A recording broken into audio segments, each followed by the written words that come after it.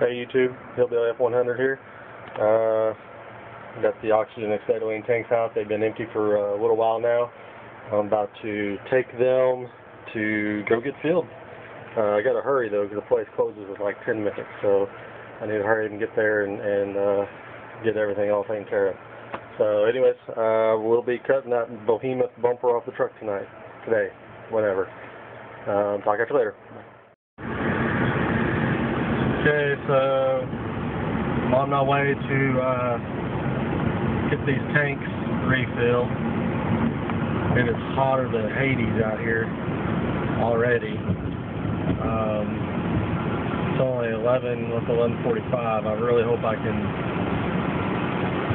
make it in time to get there. I don't know, I guess these places that fill these oxygen, acetylene, and welding places and things like that don't really have a need or much of a need to stay open too late on Saturday, but only staying open till noon on Saturday is just kind of, to me, almost pointless.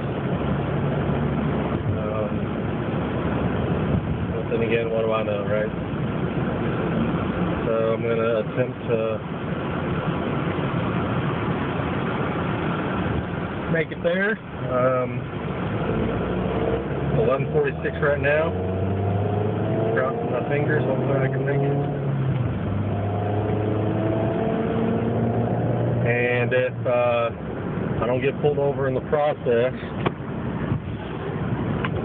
probably ought to put my seatbelt on, then I'll be a happy camper.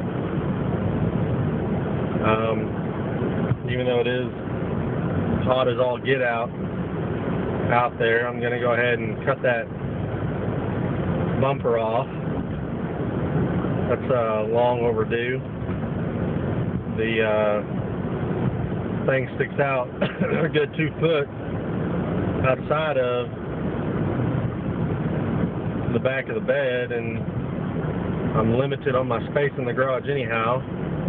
So I figured I'd go ahead and get that cut off, and that way I can maneuver it around a little bit better and get it a little bit more positioned to be able to start cutting some pieces off of that front end. I'd love to be able to get that thing positioned and up on blocks and cutting pieces off the front end tonight.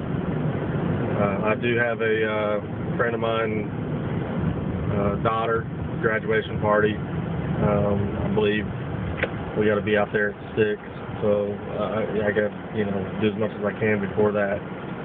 So hopefully everything goes good and you guys get some good video out of all that.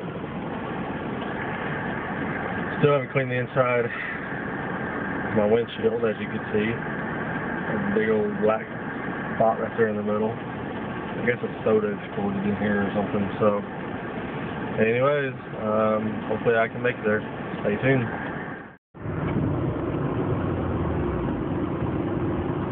Alrighty. 11:53. The sign says they're still open. And by God, it looks like they are. So anyways, let me get these little tanks out of here and get these suckers filled up before they decide to close the doors on me real quick. Alright, stay tuned. Hey YouTube, Hillbilly F100 here again.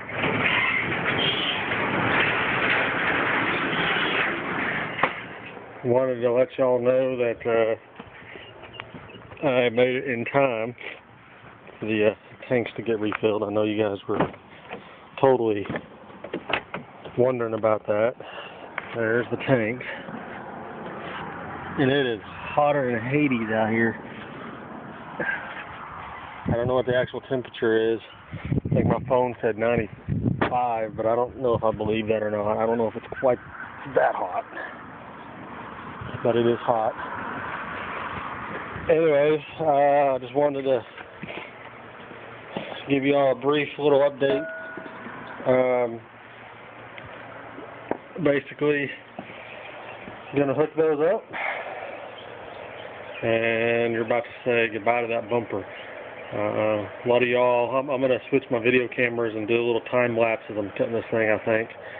But basically the reason I'm cutting the bumper instead of unbolting it is it's bolted, I don't know if you can see or not, it's bolted on the sides right here, but this piece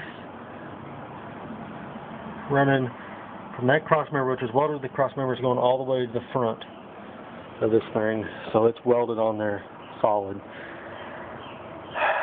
So it needs to come off. As you can tell, my door is here where the door comes down, and then I mean it's a good 1.5 foot sticking out that could be used to back this thing up a little bit, because that's really about all I lack in the front of this thing to getting it where I can maneuver. I mean, as you can see, it's tight in there, but if I could just back it up a little bit, I'm actually going to try to back it that way and then come this way a little bit. So, I don't know. We'll see. That one tire that had went flat, the new to me tire, but it's a used tire, went flat. When I aired it up the last time, I heard the bead pop, so I don't think the bead had the tire had seated all the way. So here's my agenda today: get that cut off and start cleaning this bad boy up. Basically, I'm going to take the mounts off here. I'm probably going to go ahead and at the very least take my hoses off for my power steering, because they're right on the cross member and I don't want to get them caught up in weld or anything. Two different ways that people put these in that I've researched and found out. They either bolt this directly to the frame. In other words, the frame is going to go like right through here, and it's going to kind of end up somewhere around here. And so what they do is they'll make a bracket, and then it kind of slides down. Like this is one of the original mounting points, and the other original mounting point on the vehicle is right here. You know, so I mean, I'm going to look at it. In theory, my initial reaction, to be honest with you, was to notch the frame. So in other words, the frame, you know, instead of it coming like this, I was actually going to notch it like, you know, like so, a step notch, and then weld that cross member up, you know, inside that notch. I think the reason that no one's doing that is because that cross member is going to be right up on that oil pan if you do that. And I think honestly, hard welding it in, I think it'll be pretty close, but they say the tolerances are, you know, within 2 inches or so, so it's factory, it's good. Anyways, but the other way around that, if you don't want to bolt it in, is people, you know, they cut right through here, and they cut this arm completely off, and that gives you more of that traditional cross member look, similar to like what a Mustang 2 would.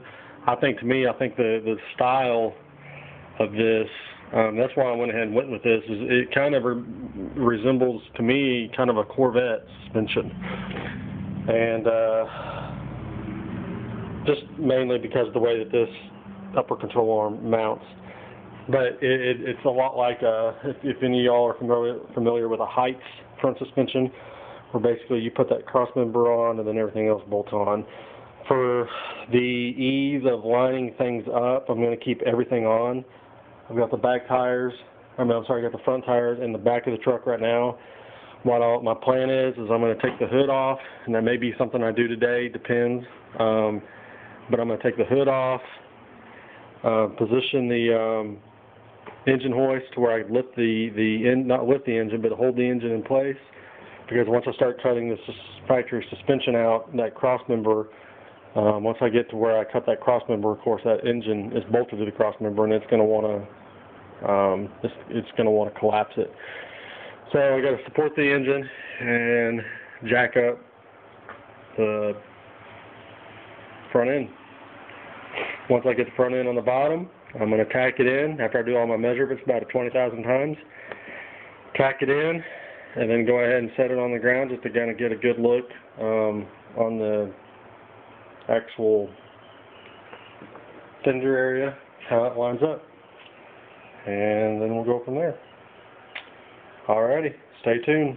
Hopefully, at the very least, I'll get the bumper off today, and then we'll see what else.